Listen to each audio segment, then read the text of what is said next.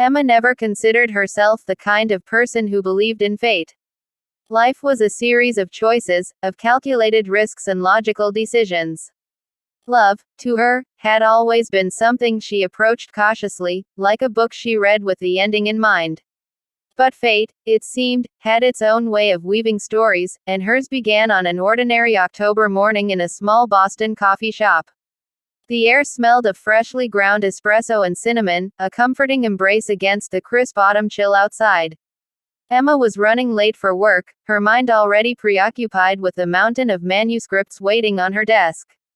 She barely noticed the man standing beside her until their hands collided, both reaching for the last blueberry muffin in the glass case. Sorry, she began, looking up.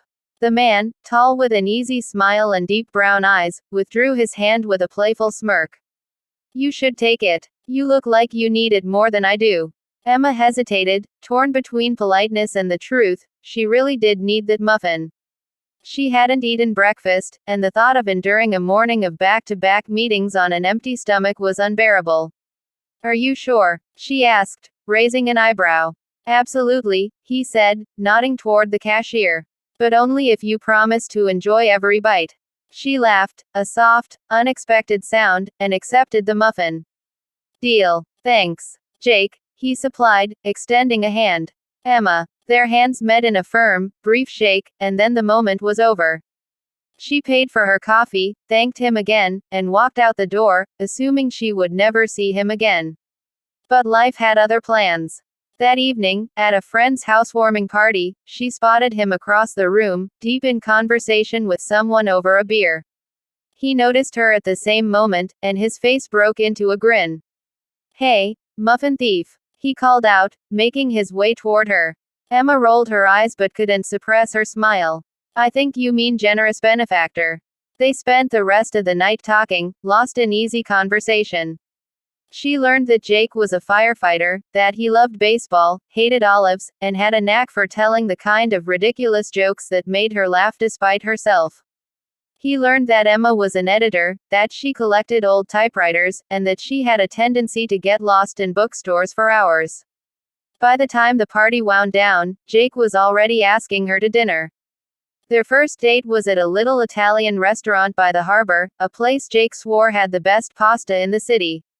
Emma was nervous, she hadn't dated in a while, and she wasn't sure she was ready. But Jake had a way of making her feel at ease, of making her forget the walls she'd carefully built around herself. Over candlelight and wine, they talked about everything and nothing, and by the time the check arrived, Emma realized she didn't want the night to end. Seasons passed, and their love deepened. They spent snowy evenings curled up on the couch, watching old movies while rain pattered against the windows. Spring brought long walks through the Boston Commons, hands intertwined as they admired the cherry blossoms. Summer meant weekend trips to the Cape, where they built sandcastles and ate ice cream straight from the carton. Of course, it wasn't always perfect. They fought over little things, like whose turn it was to do the dishes, and bigger things, like Emma's tendency to keep her emotions bottled up. But every argument ended the same way, with whispered apologies and Jake pulling her into his arms, reminding her that love wasn't about perfection, but about choosing each other, over and over again. One evening, as the sun set over the Charles River, Jake pulled her to a stop. The sky was painted in soft pinks and oranges, the city lights just beginning to twinkle. Emma turned to him, confused, until she saw the way his hands trembled as he reached into his pocket. Emma, he said, voice steady despite the emotion in his eyes. From the moment you stole my muffin, I knew I wanted forever with you. He dropped to one knee, holding up a small velvet box. Will you marry me? Tears welled in Emma's eyes as she let out a shaky laugh.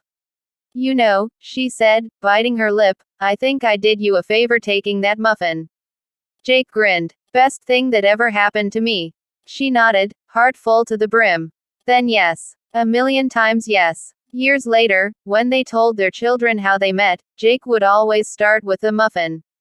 And every morning, without fail, he would leave one on the counter for Emma, just in case she still wanted to steal it.